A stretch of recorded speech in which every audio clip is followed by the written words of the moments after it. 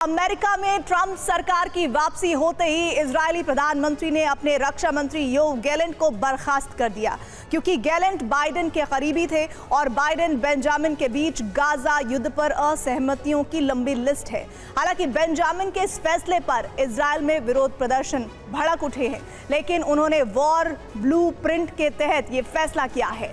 Benjamin का plan है Iran और उसके प्रॉक्सी संगठनों की ताकत को खत्म करना, और इस उद्देश्य को पूरा करने के लिए अमेरिका और इजरायल एक बड़ी जंग की तैयारी कर चुके हैं। देखिए क्या है गैलेंट को हटाने की वजह और कैसे इजरायल ईरान पर हमलों की योजना बना रहा है। अमेरिकी चुनाव में डोनाल्ड ट्रंप की जीत को अरब में युद्ध विराम और शांति के नए प्रयासों से जोड़कर देखा जा रहा है।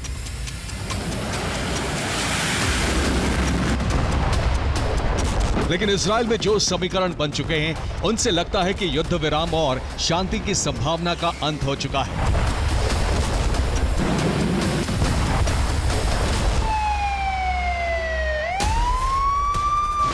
इजरायल के प्रधानमंत्री ने जो कदम उठाया है, उससे संकेत साफ है कि इजरायल लंबी जंग के लिए तैयार है, और वो भी तब तक जब तक अपने एक एक दुश्मन को शक्तिहीन न बना दे।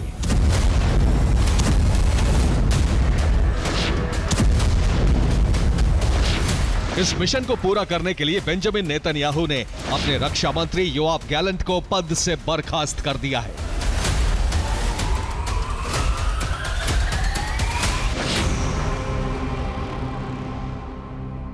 इस बर्खास्तगी के पीछे बेंजामिन का प्लान है अरब में महासंग्राम छेड़ना।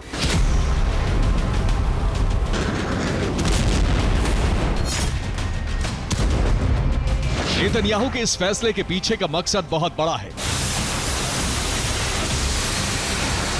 इसीलिए उन्होंने गैलेंट को हटाने के पीछे कई वजह बताई हैं।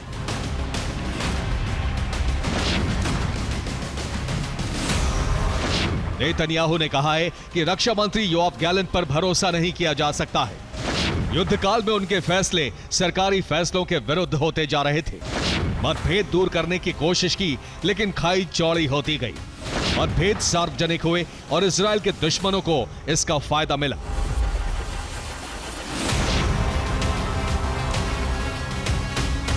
अब नेतन्याहू ने अपनी कैबिनेट में रक्षा प्रभार विदेश मंत्री रहे इजराइल काट्ज को सौंप दिया है।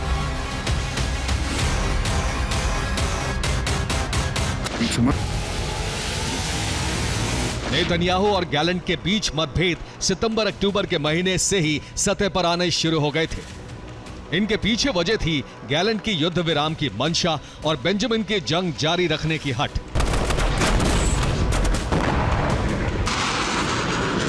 गैलेंट के साथ बेंजामिन के मतभेद कई मुद्दों को लेकर थे।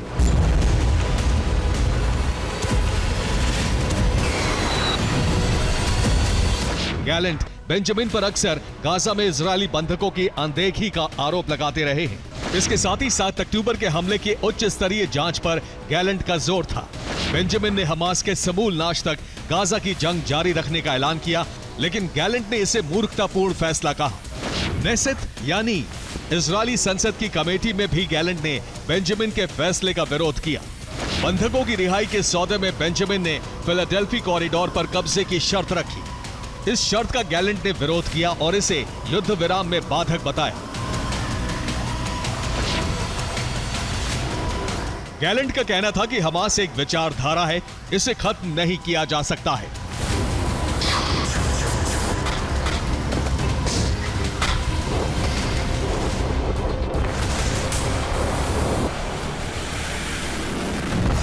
बेहतर होगा कि इजरायल को युद्ध विराम के लिए तैयार होकर बंधकों की वापसी का रास्ता तैयार करना चाहिए। लेकिन नेतन्याहू की हट है कि हमास को खत्म करने के लिए उसकी लाइफलाइन यानी फिलाडेल्फी कॉरिडोर को काटना जरूरी है। इसी कॉरिडोर के जरिए मिस्र से होते हुए हमास को हथियार सप्लाई होती है।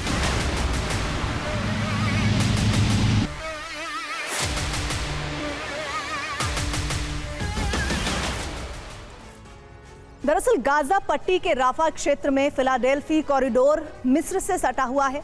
इसकी लंबाई 14 किलोमीटर है और चौड़ाई 100 मीटर है। यही कॉरिडोर मिस्र से हमास का कनेक्शन पॉइंट है। इसी फिलाडेल्फी कॉरिडोर के नीचे से होते हुए मिस्र की सीमा में हमास की सुरंगें जाती हैं। इन्हीं सुरंगों के जरिए हमास का बाहरी दुनिया से कनेक्शन होता है। अगर फिलाडेल्फी पर इजराइल का कब्जा हो गया तो हमास का बाहरी दुनिया से कनेक्शन खत्म हो जाएगा। इस कॉरिडोर का नियंत्रण इजराइल के हाथ में जाते ही हमास को हथियारों की सप्लाई बंद हो जाएगी और इस तरह जानकारी ये कि इजराइल हमास पर जीत हासिल कर सकता है।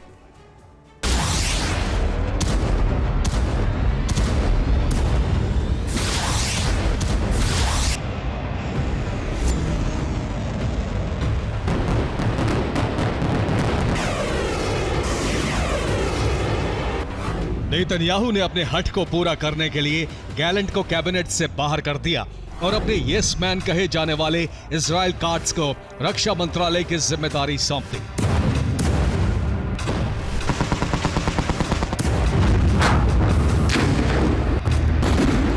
लेकिन गैलेंट को हटाने के पीछे मकसद सिर्फ इतना ही नहीं है।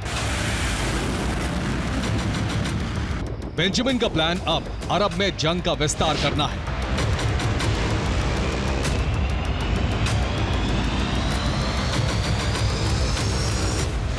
बेंजामिन नेतन्याहू हमास, हिजबुल्लाह और दूसरे प्रॉक्सी संगठनों का संपूर्ण विनाश चाहते हैं। इजराइल ने प्रॉक्सी के सिर यानी ईरान पर हमले की तैयारी की है।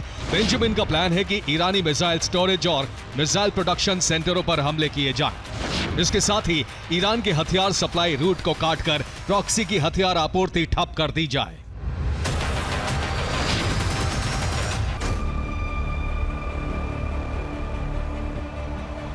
इजराइल के कट्टर ज़ायोनिस्ट नेता इतामार बेन गाविर सहित कई पार्टियों का बेंजामिन के फैसले को समर्थन है, क्योंकि वो फुल स्केल युद्ध छेड़कर प्रॉक्सी और ईरान को खत्म करना चाहते हैं।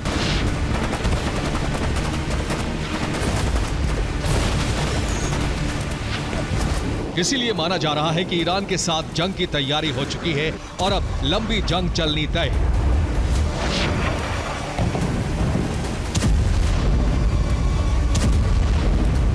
हालांकि बेंजामिन नेतन्याहू के इस फैसले का विरोध हो रहा है।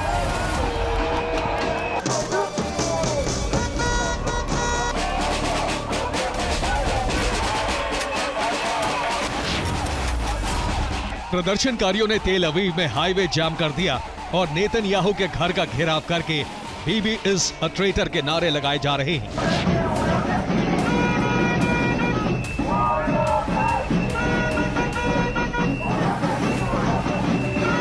नेतन्याहू का उपनाम बीबी है और उन्हें इजरायली लोग देशद्रोही कह रहे हैं।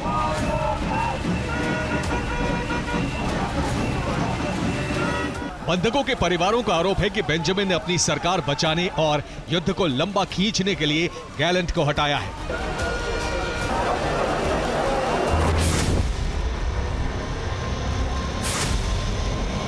लंबी जंग की तैयारी के संकेत अमेरिका की सैन्य गतिविधियों से भी मिलने लगे हैं।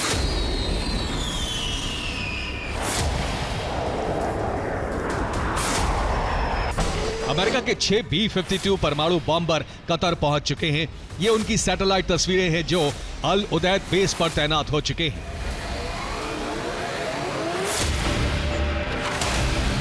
माना जा रहा है कि ईरान कभी भी इजराइल पर हमला कर सकता है और ऐसी सूरत में अमेरिकी बॉम्बर ईरानी साइट्स पर हमले कर सकते हैं।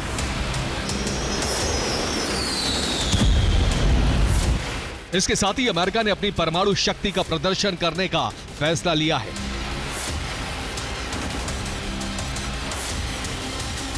राष्ट्रपति चुनाव खत्म होते ही अमेरिका हाइपरसोनिक मिसाइल का टेस्ट कर रहा है। इसके साथ ही अमेरिका अपनी न्यूक्लियर ICBM मिनटमैन 3 का टेस्ट भी आज रात करने जा रहा है।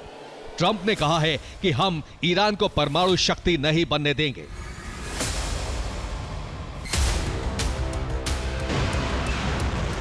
ईरान परमाणु बम बनाने के करीब है और उसे रोकने के लिए ट्रंप की डिप्लोमेटिक कोशिश नाकाम होती है तो ईरान के खिलाफ सैन्य शक्ति का इस्तेमाल किया जा सकता है, जिससे अरब में महासंग्राम शुरू हो जाएगा।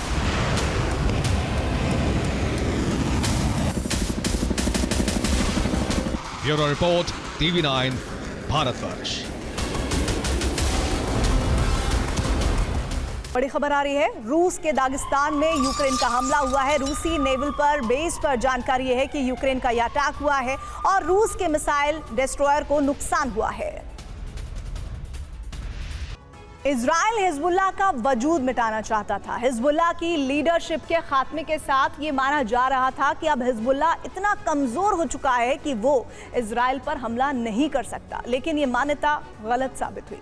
हिजबुल्लाह 15 दिन के अंदर न सिर्फ ताकतवर हो गया, बल्कि इजरायली धरती को नए सिरे से दहलाना शुरू कर दिया गया। हिजबुल्लाह के नए चीफ नईम कासिम की को लेकर जो रणनीति है वो कारगर साबित होती दिख रही है। सवाल ये है कि नईम कासिम आखिर हिजबुल्लाह को फिर से शक्तिशाली बनाने के लिए क्या कर रहे हैं। ये वो आग है जो इजराइल की धरती पर लगी है। ये वो तबाही है जो हिजबुल्लाह ने मचाई है।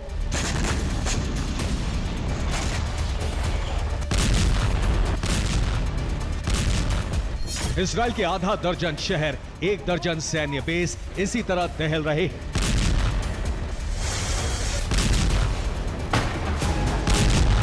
जिस हिजबुल्लाह को इजराइल खत्म मान रहा था, वही नेतन्याहू सेना को बड़ा जख्म दे रहा है।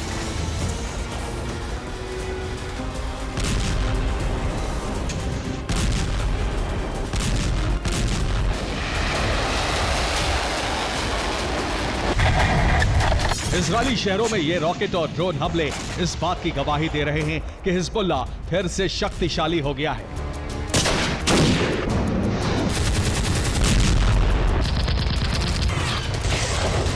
ये बारूदी वज्रपात इस बात के सबूत हैं कि हिजबुल्लाह को ईरान से हथियारों का बैकअप मिल गया है। यही वजह है कि नईम कासिम के लड़ाके इजराइल के खिलाफ बारूदी गर्जना कर रहे हैं।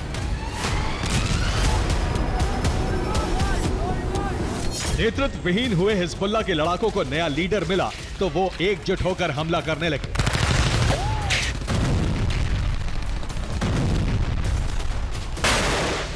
हिजबुल्लाह का प्रमुख बनने के कुछ दिनों के अंदर ही नईम कासिम ने इजराइल के खिलाफ नई और बड़ी जंग छेड़ दी है।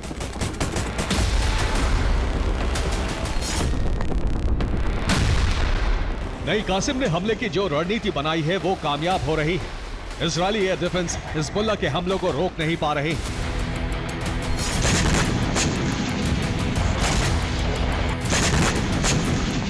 इजराइल के स्टेरोड में हिजबुल्लाह की 20 से ज्यादा मिसाइलें गिरी, कई विस्फोट से बड़ी तबाही हो गई। हाइफा में हिजबुल्लाह के लड़ाकों ने इजराइल की हथियार फैक्ट्री को टारगेट किया। हिजबुल्लाह के रॉकेट हमलों से इजरायली सेना का अल रामता मिलिट्री बेस बुरी तरह से दहल गया।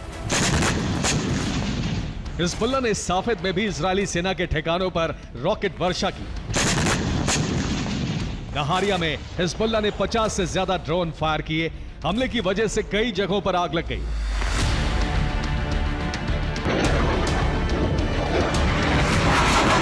हिजबुल्लाह के हमलों की वजह से नहारिया से लेकर हाइफा और साफेद में आपातकाल घोषित करना पड़ा।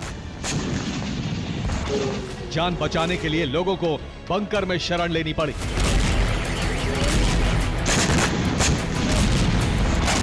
हिजबुल्लाह के इन हमलों से नेतन्याहू और उनकी सेना न सिर्फ बौखला गई है बल्कि हैरान भी है।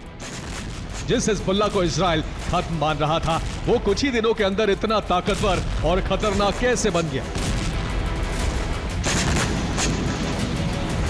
इस सवाल का जवाब यह है कि हिजबुल्लाह को एक बार फिर से ईरान का बैकअप मिलना शुरू हो गया है। जो हथियार सप्लाई ठप थी, वो अब फिर से बहाल हो गई है। इसी के बाद से हिजबुल्लाह के लड़ाके खतरनाक और खूंखार हो गए हैं।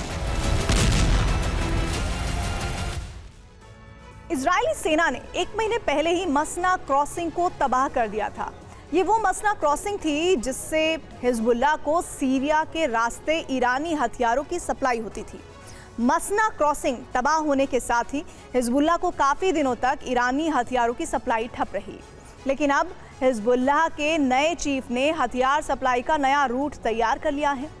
नईम कासिम ने मदाया अल जबादनी रूट का अपनाया है उसको। अब इसी रूट के जरिए ही ईरानी हथियारों की सप्लाई हो रही है। ईरानी हथियार सीरिया से होते हुए हिजबुल्लाह के गढ़ बालबेक पहुंच रहे हैं। हथियार सप्लाई शुरू होने से हिजबुल्लाह की ताकत भी बढ़ गई है। ईरानी हथियार मिलने से हिजबुल्लाह इजराइल में विध्वंसक हमले कर रहा है।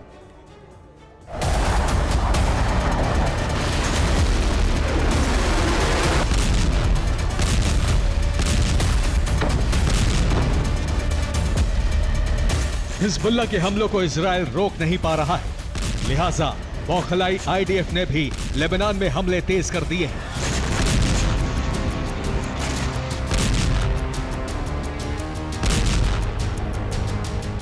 इजरायली सेना ने हिजबुल्लाह के खिलाफ ग्राउंड ऑपरेशन के साथ साथ हवाई हमले भी तेज कर दिए हैं।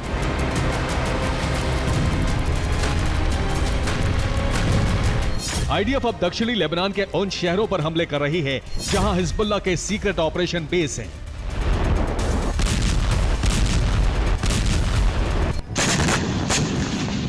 इजरायल ने लेबनान के मारूफ शहर में जबरदस्त बमबारी की।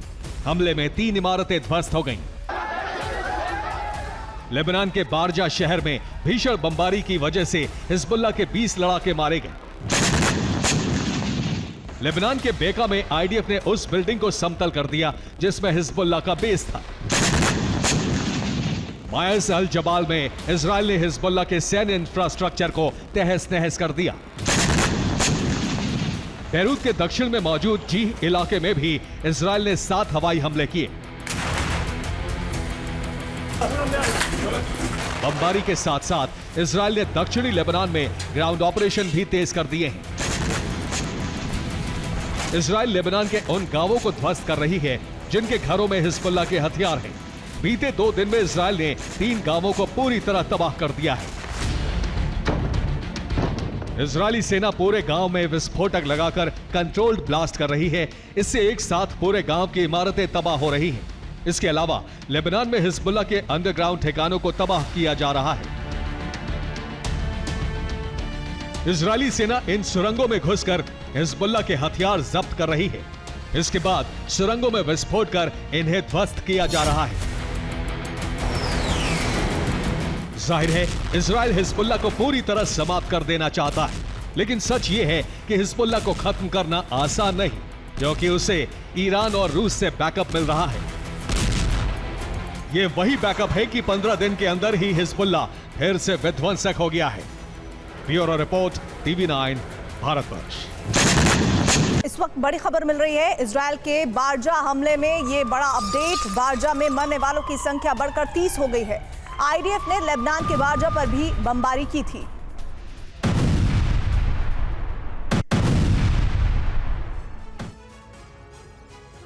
लेबनान में हमले के साथ इजरायल सीरिया में भी विध्वंसक लगातार हमले कर रहा है। पिछले 48 घंटे से सीरिया के कई इलाकों पर बम गिराए जा रहे हैं। हिजबुल्लाह और दूसरे प्रॉक्सी संगठनों के ठिकाने तबाह किए जा रहे हैं, क्योंकि ईरान ने नया ब्लूप्रिंट तैयार किया है जिससे ईरानी प्रॉक्सी इजरायल की घेराबंदी करके बड़ा हमला करने की तैयारी में है, जिसके लिए सीरिया को बेस बनाया गया है। लेकिन इजरायल ने खमेनेई को प्लान को रौंदने के लिए हमले शुरू कर दिए हैं। अब सीरिया अरब में युद्ध का नया एपिसेंटर बन गया है।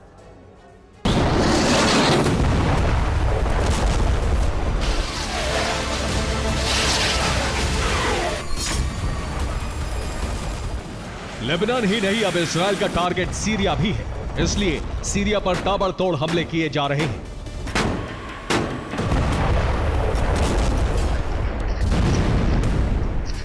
सीरिया में ग्राउंड ऑपरेशन शुरू हो चुका है। इजरायल के टारगेट पर जो ठिकाने हैं उनके नाम सुन लीजिए। हिजबुल्लाह के हथियार गोदाम, हिज्ब की रॉकेट लॉन्चिंग साइट, हिज्ब के अंडरग्राउंड ठिकाने, हिज्ब के मिलिट्री साइट और हिज्ब के इंटेलिजेंस सेंटर। इन 5 ठिकानों पर पिछले 48 घंटे से हमले हो रहे हैं। आईडीएफ ने एक पैटर्न के तहत हमले किए हैं, जिसमें हिजबुल्लाह ठिकानों के अलावा दूसरे प्रॉक्सी संगठनों के ठिकानों को भी तबाह किया जा रहा है, जिससे वो इजरायल पर हमला ना कर पाए।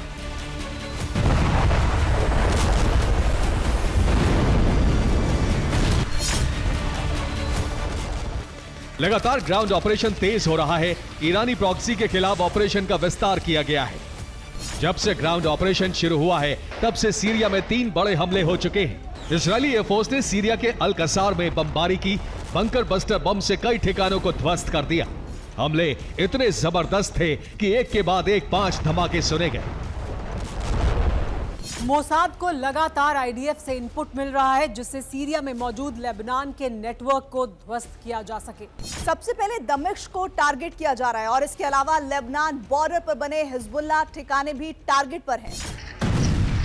एक दिन पहले ही इजराइल ने सीरिया में हिजबुल्लाह का इंटेलिजेंस सेंटर हमले में उड़ा दिया, जहां आईडीएफ को भारी मात्रा में हथियार भी मिले। इसके अलावा ऐसे सबूत हाथ लगे हैं जिससे साबित होता है कि इजराइल पर बड़े हमले की तैयारी थी।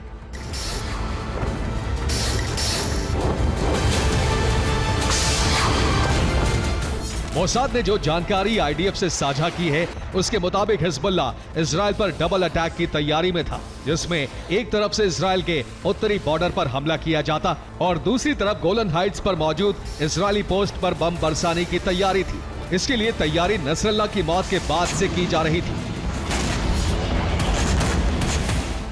हिजबुल्लाह का नया चीफ नईम कासिम आईआरजीसी के सीधे संपर्क में है। आईआरजीसी की तरफ से ईरानी प्रॉक्सी को लगातार कमांड दी जा रही है और हिजबुल्लाह को आईआरजीसी की तरफ से हथियार मुहैया कराए जा रहे हैं। नईम कासिम की मदद के लिए इराक में सक्रिय कताइब हिजबुल्लाह ने ऐलान कर दिया है। उसी के जरिए सीरिया बॉर्डर से होते हुए हथियार लेबनान पहुंचाए जा रहे हैं। इसी वजह से मोसाद के एजेंट सीरिया और लेबनान में एक्टिव हो गए हैं। वो लगातार खुफिया इनपुट पहुंचा रहे हैं, जिसके बाद सीरिया लेबनान बॉर्डर पर निगरानी रखी जा रही है। चौकसी बढ़ा दी गई है। सर्विलांस ड्रोन बॉर्डर पर निगरानी रख रहे हैं। अगर जरा भी हलचल दिखाई दे तो तुरंत हमला कर दिया जाए।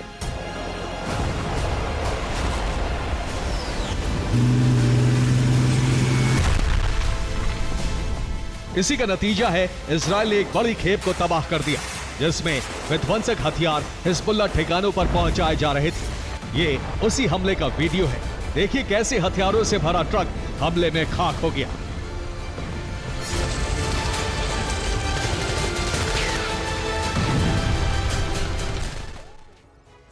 इजराइल अब हिजबुल्लाह का सीरिया नेटवर्क ध्वस्त कर रहा है। खास तौर से उसके निशाने पर वो रूट हैं जहां से सीरिया से लेबनान में हथियार पहुंचते हैं। आईडीएफ ने सीरिया लेबनान बॉर्डर पर 5 ऐसे ट्रकों को निशाना बनाया जिसमें हाईटेक हथियारों की खेप मौजूद थी। इजराइल के लड़ाकू विमानों ने लेबनान सीरिया बॉर्डर के पास मौजूद याबोस शहर के पास ये हमला किया, जिसमें 5 ट्रक खाक हो गए और हथियार तबाह हो गए। दावा किया जा रहा है कि ये हथियार इराक में सक्रिय प्रॉक्सी संगठन कताइब हिजबुल्लाह ने भेजे थे, जो बैरूत में हिजबुल्लाह ठिकानों पर पहुंचने थे, लेकिन इजराइल ने कताइब का प्लान फेल कर दिया।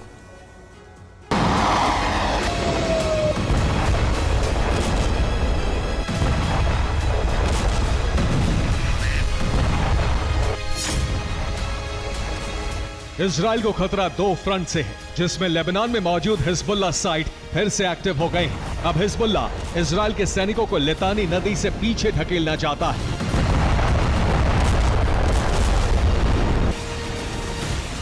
इसके अलावा दूसरा फ्रंट सीरिया है, जहां से इजराइल पर बहुत बड़े हमले की तैयारी है, जिसमें सीरिया बॉर्डर पर हिजबुल्लाह ने मिसाइल लॉन्चर लगा दिए हैं। Surface to surface missile system से हमले की तैयारी है। सीरिया से इजरायली सैन्य बेस और शहरों पर मिसाइल हमले का प्लान है। इसलिए मिसाइल सिस्टम को ध्वस्त करने के लिए सीरिया में इजराइल ने एयर स्ट्राइक की। जिस वक्त हमले किए गए उसी दौरान हिजबुल्लाह ने इजराइल पर मिसाइलें दाग दी, जिसमें रामता बेस पर हमले किए गए। हमलों के दौरान जिहाद 1 और जिहाद 2 मिसाइल का इस्तेमाल किया गया।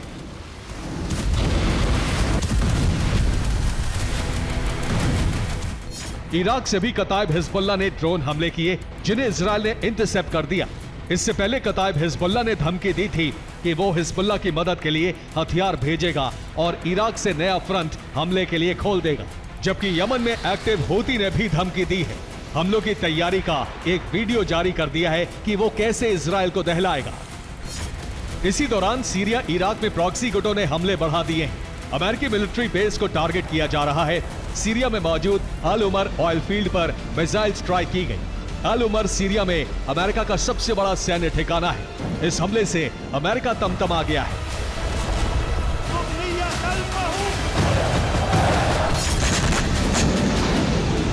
अब अमेरिका ने ईरानी प्रॉक्सी गुटों को धमकी दी है। अमेरिकी सैन्य ठिकानों पर किसी भी तरह का हमला बर्दाश्त नहीं किया जाएगा। अगर सीरिया इराक की जमीन का इस्तेमाल इजराइल पर हमले के लिए किया गया तो अमेरिका युद्ध में उतर सकता है। यानी अमेरिका को इस बात का अंदाजा है कि सीरिया इराक में मिलिशिया गुट एक्टिव हो चुके हैं जो इजराइल की घेराबंदी करने में जुटे हैं।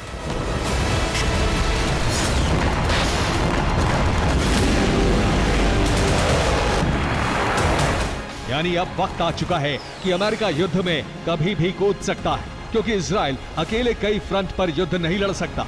जबकि खामनेई ने ईरानी प्रॉक्सी को उकसाकर कई फ्रंट खोलने की धमकी दी है और उसी का असर है कि लेबनान, गाजा, यमन फ्रंट के बाद सीरिया और इराक फ्रंट से इजराइल पर हमले किए जा रहे हैं।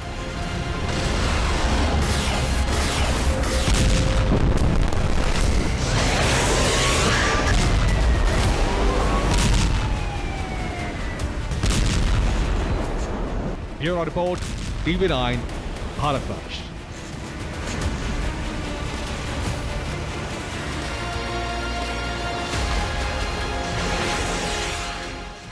इस वक्त बड़ी खबर मिल रही है गाजा में इजरायली सेना के हमले को लेकर। आईडीएफ के हमले में 2 हिज्ब कमांडर्स की मौत हुई है। एक कमांडर का नाम मोहम्मद अहमद रेदा है।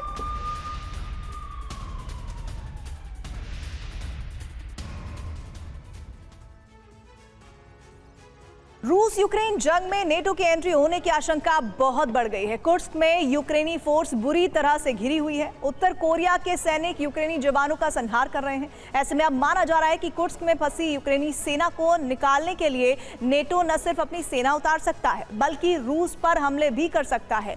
और अगर ऐसा हुआ तो रूस और नेटो में सीधा युद्ध शुरू हो जाएगा। कुर्स्क रण महायुद्ध का कारण बन सकता है।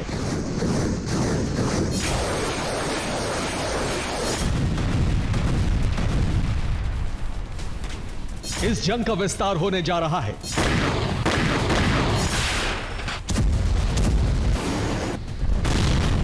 इस जंग की वजह से परमाणु विनाश का खतरा बढ़ गया है। कुर्स्क में यूक्रेन को बचाने के लिए नेटो की सेना जंग में उतरने जा रही है।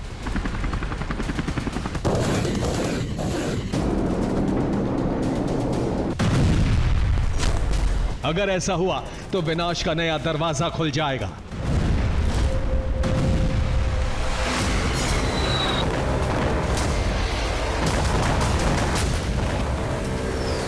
कुर्स्क में यूक्रेनी फोर्स चारों तरफ से घिर गई है। यह घेराव उत्तर कोरिया के सैनिकों ने किया है।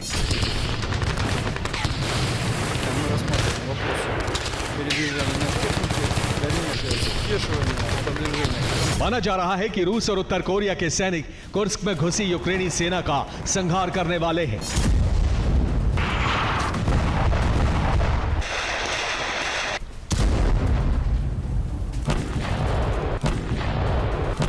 यूक्रेन की इस सेना को कुर्स्क से रेस्क्यू करने के लिए नेटो जंग में उतर सकता है।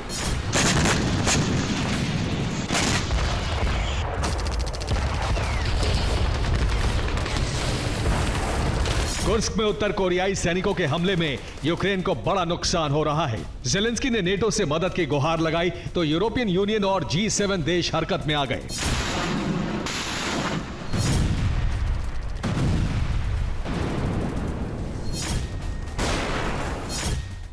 Australia, Canada, France, Germany, Italy, Japan, south Korea, New Zealand, Britain, America के विदेश मंत्री और यूरोपियन यूनियन के प्रतिनिधि जोसेफ बोरेल की मीटिंग हुई।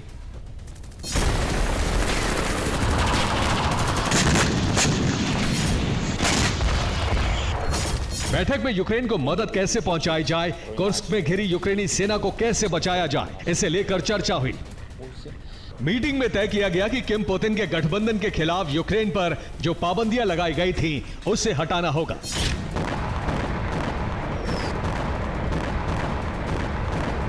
तो सवाल यही है कि पश्चिमी देश अब क्या करेंगे? यूक्रेन को रेस्क्यू करने का फॉर्मूला क्या है?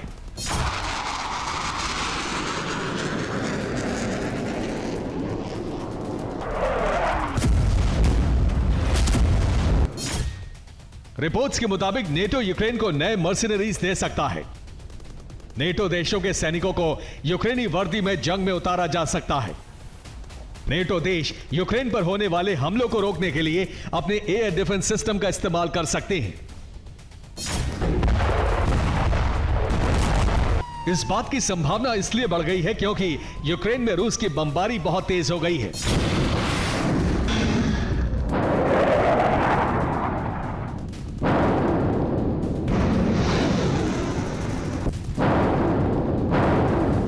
पोलैंड यूक्रेन में रूस के मिसाइल हमलों को रोकने के लिए बहुत पहले से ही राजी है, लेकिन अमेरिका ने अब तक उसे इसकी अनुमति नहीं दी है।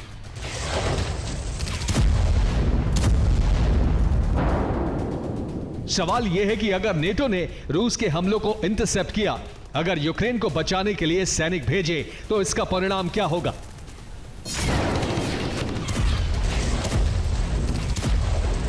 रक्षा विशेषज्ञों का कहना है कि नेटो का यह कदम महायुद्ध का कारण बन सकता है।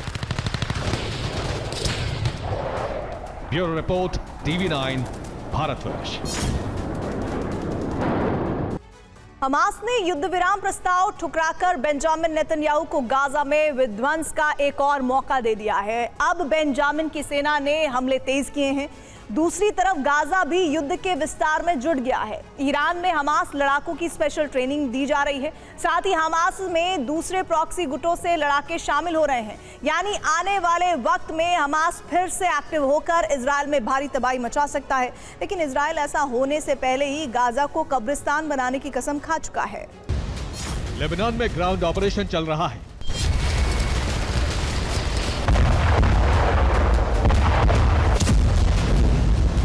अब सीरिया में भी इजराइल ने मोर्चा खोल दिया है।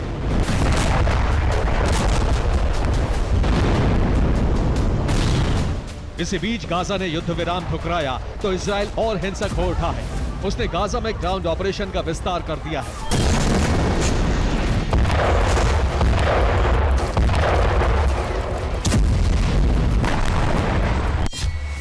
ये गाजा के जवालिया की तस्वीरें हैं, जहां आईडीएफ ने भारी तबाही मचाई है। आईडीएफ की 162वीं डिवीजन ने मोर्चा संभाला और कई इमारतों को निशाना बनाया।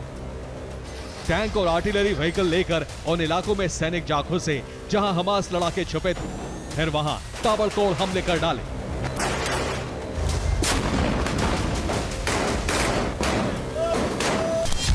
आईडीएफ का दावा है कि ग्राउंड ऑपरेशन में 100 हमास लड़ाके मार गिराए गए, जबकि 700 से ज्यादा गिरफ्तार कर लिए गए। इस दौरान भारी तादाद में हथियार मिले जिन्हें नष्ट कर डाला गया। इसके अलावा उन कंपाउंड को विस्फोटक से उड़ा दिया गया जहां हथियार रखे गए थे। जबालिया में इजराइल ने मल्टी डायमेंशनल यूनिट को उतारा है, जो छोटे छोटे क्वाडकॉप्टर ड्रोन से दुश्मनों को ढूंढकर उन पर हमले कर रहे हैं।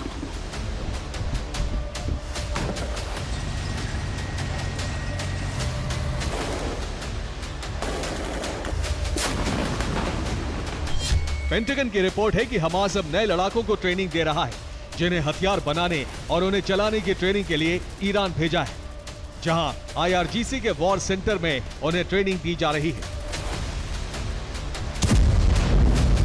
यही वजह है कि ट्रेनिंग लेकर लौटे हमास लड़ाके पहले से ज्यादा खतरनाक हो चुके हैं। अब वो पूरी प्लानिंग से हमले कर रहे हैं। कई जगहों पर आईडीएफ सैनिकों पर भारी भी पड़े हैं। ये तुलकारम से आया वीडियो है, जिसमें देखिए कैसे D9 बुलडोजर को हमले में उड़ा दिया गया। इसके अलावा कई आईडीएफ सैनिकों को मार गिराने का दावा भी हमास ने किया है।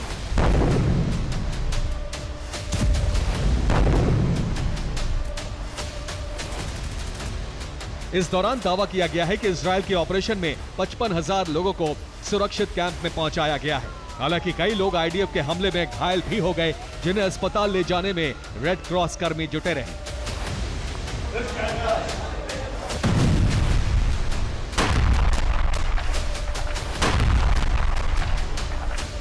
इस दौरान भी आईडीएफ के हमले जारी रहे। आईडीएफ ने कहा है कि उसने पिछले एक महीने में 100 से ज्यादा हमास लड़ाकों को मार गिराया है, जबकि सैकड़ों लड़ाके पकड़े हैं, जिनमें से कई लड़ाकों को ईरान में ट्रेनिंग मिली है। यानी अब हमास फिर से एक्टिव होकर इजराइल पर हमले कर रहा है।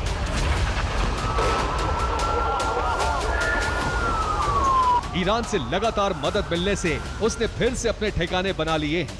यानी गाजा फ्रंट फिर से इजराइल के लिए बड़ी मुसीबत बन चुका है। Bureau report, TV9 Bharatvarsh. चीन अमेरिका को चुनौती देने के लिए सुपर पावर के वर्चस्व को खत्म करने के लिए अपनी सेना को लगातार मजबूत कर रहा है। जिनपिंग ने न सिर्फ सेना को मजबूत किया है बल्कि अमेरिकी हथियारों को टक्कर देने वाले अस्त्र भी तैयार किए हैं। चीन ने अब 5वीं पीढ़ी का लड़ाकू विमान और थार्ड जैसा एयर डिफेंस सिस्टम तैयार कर लिया है। जिनपिंग की सेना ने इन हथियारों का प्रदर्शन भी शुरू कर दिया है। ये चीन का शक्ति प्रदर्शन है। ड्रैगन ने 5वीं पीढ़ी के फाइटर जेट से पर्दा उठा दिया है। यह है 5वीं पीढ़ी का लड़ाकू विमान J-35A। इस विमान को चीन ने न सिर्फ तैयार कर लिया है बल्कि इसकी झलक भी दुनिया के सामने पेश कर दी है।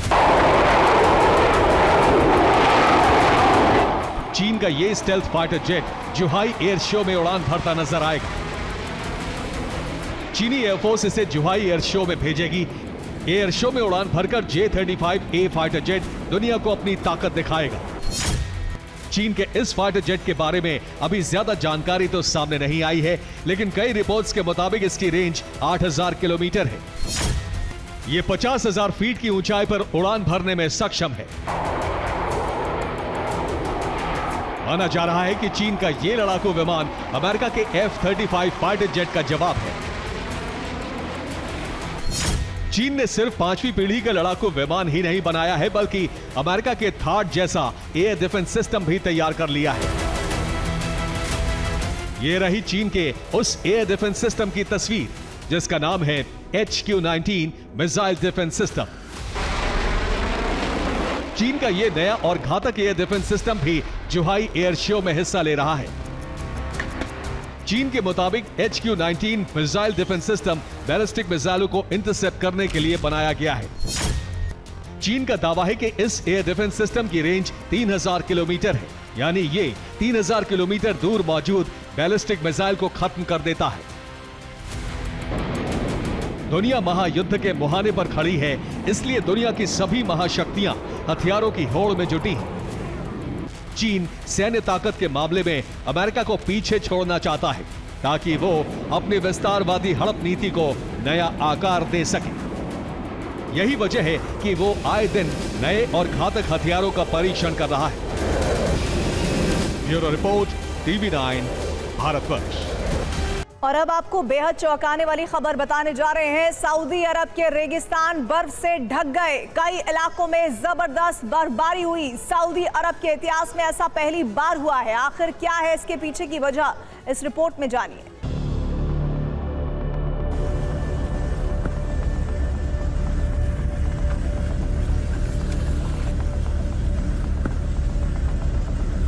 रेगिस्तान बर्फिस्तान में बदल गया।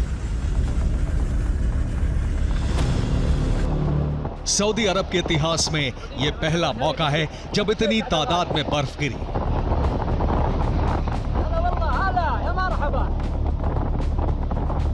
दूर तक रेत ही रेत दिखती थी, अब बर्फ ही बर्फ दिख रही है।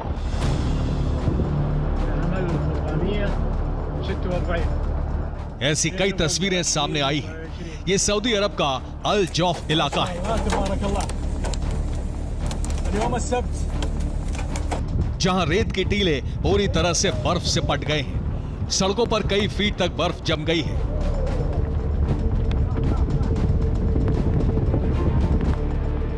हालात ऐसे हैं कि गाड़ी चलाना मुश्किल हो रहा है। इसके अलावा कई इलाकों में बाजारों के बाहर भी बर्फ दिख रही है।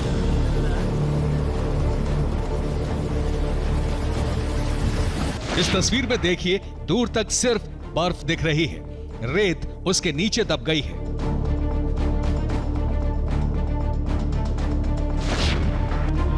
अब इस दूसरी तस्वीर को देखिए, एक तरफ बर्फ का मैदान, उससे कुछ दूरी पर रेत का मैदान।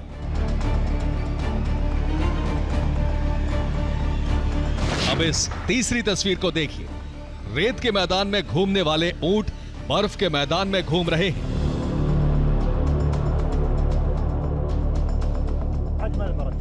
अल जौफ के रेगिस्तानी इलाके में पिछले एक हफ्ते से तेज बारिश हो रही है और बीच बीच में बर्फ गिर रही है, जिससे मौसम काफी ठंडा हो गया है।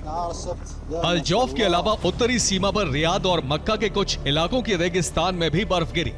अब सवाल उठ रहा है कि सऊदी अरब के रेगिस्तान में इतनी बर्फ क्यों पड़ी।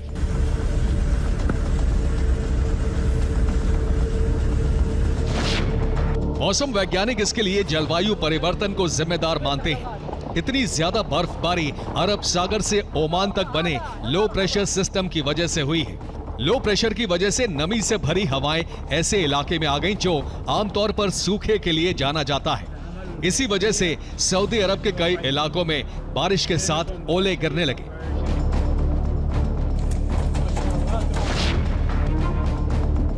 ऐसा नहीं है कि सऊदी अरब के रेगिस्तान में बर्फ गिरी है। कुछ साल पहले ही सहारा रेगिस्तान के एक शहर में तापमान -2 डिग्री तक गिर गया था, जिससे बारिश के साथ बर्फ गिरी थी। अब सऊदी अरब में ऐसी घटना हुई है, जबकि कुछ वक्त पहले यहां बाढ़ भी आई थी। Bureau report, TV9 Bharat.